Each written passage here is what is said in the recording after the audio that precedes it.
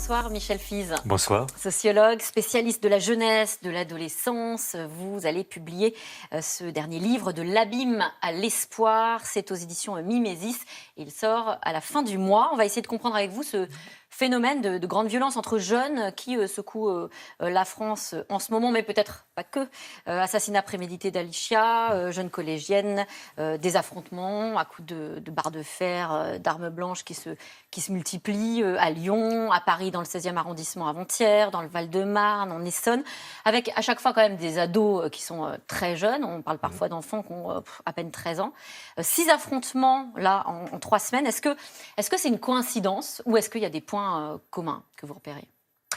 Alors d'abord, je crois que la question de se demander si il y a plus d'événements de ce type aujourd'hui qu'il y a quelques années n'a pas grand sens. Je crois que ce qu'il faut dire, c'est qu'il y en a beaucoup.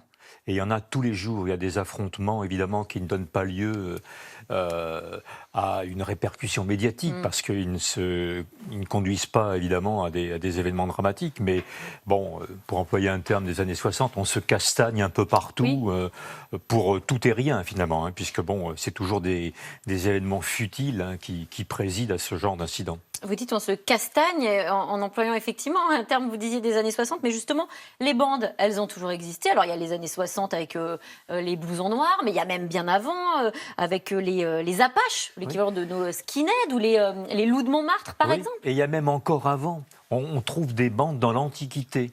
Au moment de la grande époque de la démocratie à Athènes, Thucydide a écrit un très beau livre, La guerre du Péloponnèse, et il raconte effectivement ces jeunes qui sont enivrés et qui vont briser des statues, ce qui est évidemment un sacrilège dans la cité d'Athènes. Vous voyez, donc ça remonte aussi loin que l'histoire existe, et on trouve évidemment des cas au Moyen-Âge. Donc c'est un fil continu, ça ne s'arrête jamais véritablement, parce que être en bande, c'est le propre de l'adolescence. Et est-ce qu'il y a des différences alors entre ce qu'on vient de citer et puis ce qui se passe aujourd'hui, ces affrontements ?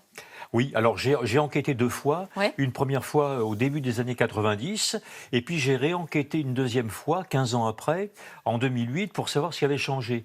Et j'ai observé à l'époque qu'il y avait un léger rajeunissement des membres des bandes, une féminisation, il y a des bandes de filles, on ne le sait pas, mais bon, elles font parfois la une de l'actualité, et puis surtout une radicalisation de la violence. Alors si vous me demandiez qu'est-ce qui a changé par rapport à 2008, les 2 constats que j'avais faits, rajeunissement et féminisation, se confirment à peu près. Et malheureusement, la radicalisation de la violence est encore plus radicale. Donc on est face à une violence extrême qui paraît même sans limite, sans frein. Oui, parce qu'on a vu des images extrêmement violentes, on ne va pas revenir dessus. Il y a eu des morts, 4 morts là en quelques semaines. Mais justement, est-ce que l'objectif est vraiment de tuer ? On le rappelle, il y a des jeunes qui sont quasiment encore des enfants ou des très jeunes ados. On a l'impression aussi qu'ils n'ont pas forcément ils prennent pas l'ampleur de la gravité de leurs actes. Voilà, alors c'est ce que j'appelle, moi, le décrochage moral. Je pense que nous sommes dans une société qui a perdu le sens des valeurs et des règles qui font ou qui rendent possible la vie en société. Si effectivement vous êtes indifférent et que vous vous entretuez à chaque fois qu'il y a un différend, toute vie sociale est impossible. Donc je pense qu'il faut rééduquer, pas simplement les jeunes, tout le monde, nous autres. Vous savez, on se bat pour une place de parking sur un supermarché, on se castagne, pour reprendre le mot, entre automobilistes, quand on est victime ou que l'on croit être victime d'une faute de conduite. Donc il y a un problème général. C'est-à-dire on est devenu une société du rapport de force. Donc c'est le plus fort qui gagne. Avec ce qui est dramatique et qu'on a vu dans cette histoire de la jeune fille, c'est quelque part l'autre disparaît comme personne humaine.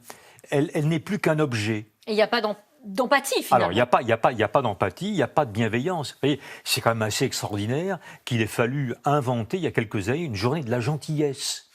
Bon, parce qu'encore une fois, je l'avais expliqué dans différents travaux auparavant, nous sommes aujourd'hui quand même sous le joug de la méchanceté, de la malveillance, de la rumeur. Mais la méchanceté, la malveillance, ça a toujours existé. Oui, mais là, la rumeur peut-être, est-ce que les réseaux sociaux, par exemple, qui jouent un effet peut-être amplificateur ou un effet loupe, ont un rôle? Alors, ça joue un rôle amplificateur, hein. Effectivement, bon, on peut réunir un groupe beaucoup plus rapidement.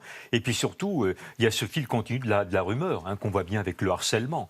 Hein, le harcèlement scolaire, il ne se termine pas quand on vous quittez l'école, hein, il se poursuit sur les réseaux sociaux. Donc aujourd'hui, on se connecte beaucoup, effectivement, et bon, on se donne rendez-vous, encore une fois, pour des histoires qui ne mériteraient pas, encore une fois, d'en arriver là. Alors on peut regarder justement cette réflexion du procureur de la République de Pontoise, hein, dans l'assassinat présumé d'Alisha, Éric Corbeau, qui revient sur cette incroyable futilité finalement des mobiles. J'ai expliqué qu'il y avait donc cette rivalité, qu'il y avait effectivement ce vol de photos, qu'il y avait eu une bagarre entre les deux jeunes filles, le jeune homme se plaignant également que la victime aurait parlé mal de son père, voire aurait raconté des mensonges sur leur relation. Donc on est sur des futilités de ce type-là. Là, on est sur des histoires presque enfantines, en fait, anecdotiques. C'est-à-dire, on est sur une histoire apparemment à l'origine de... parlé mal de mon père, voilà, des photos... Voilà, de réputation, d'honneur bafoué, bon, de rivalité amoureuse. Hein. Bon, j'ose à peine me demander ce qui arriverait si à chaque fois que nous subissons une rupture amoureuse, nous allons tuer notre ancienne compagne ou notre ancien compagnon. Bon, ce n'est pas le cas. Voilà, donc c'est-à-dire qu'il y a une disproportion entre les causes et la riposte et la réponse. Voilà, tu me jettes, eh bien je te tue. Voilà, tu ne m'accordes pas un privilège, je te tue. Voilà. Et alors, par rapport à ce que vous disiez tout à l'heure sur la mort, ce qui est très très nouveau aussi, c'est qu'il y a une sorte que j'appellerais moi de volonté obscure de donner la mort. Je suis pas certain que dans l'affaire de cette jeune fille, on ait voulu la tuer. C'est même plus grave parce que bon là, au moins les choses seraient claires. Il y a un projet défini. C'est que quelque part on la tue presque par accident, comme si finalement on se dit elle va peut-être se relever, hein, finalement, bon, elle a reçu une bonne correction. Alors ça c'est nouveau par rapport à l'époque des blousons noirs, où il y avait un code de l'honneur. Hein, on ne voulait pas tuer l'autre, on voulait simplement... On avait quand même des chaînes de mobilette, alors, ce genre de choses qui n'étaient pas particulièrement douces. Il y avait des tubes métalliques, des ceintures avec des boucles en cuir. Bon, ça faisait mal quand même. Hein. Mais enfin bon, au pire, on allait à la pharmacie pour soigner un peu ses bobos, mais on n'allait pas dans une salle de réanimation à l'hôpital. Et on sent aussi la sidération de la maman d'ailleurs, hein, de l'auteur des faits présumés, qui parle de gros nounours quand elle parle de son enfant. Je pense qu'il y a une méconnaissance des parents de leurs enfants. Je crois qu'aujourd'hui, les enfants vivent dans leur monde. Ils ont un monde à eux. Alors évidemment... Très virtuel. Alors, très virtuel, mais aussi, bon, qui heureusement peut encore être réel. Hein. Il y a quand même des rencontres en face à l'extérieur, mais ils ont une vie autonome. Et les parents ne connaissent pas toujours cette vie. Donc de ce fait, il y a un décrochage du lien, il y a une mauvaise connexion, il y a une mauvaise connaissance de la vie de leurs enfants. Et ça ne concerne pas uniquement les familles monoparentales, bon, qu'on accable beaucoup. Elles sont évidemment beaucoup plus démunies que les autres, hein, puisque bon, une maman, cas plus fréquent, qui élève des enfants seuls, c'est évidemment très compliqué. Voilà, mais il y a un problème familial à l'origine de tout ça, puis il y a un problème scolaire. Hein. C'est évident que si l'école ne permettait pas autant d'échecs, je veux dire, les choses iraient mieux. Eh bien, merci. Merci Michel Fize, sociologue. Je rappelle le titre de votre livre qui sort dans quelques semaines, De l'abîme à l'espoir. Merci à vous. Merci à vous. C'est dans l'air avec Caroline Roux, une émission intitulée AstraZeneca, le virus du doute. Bonne émission.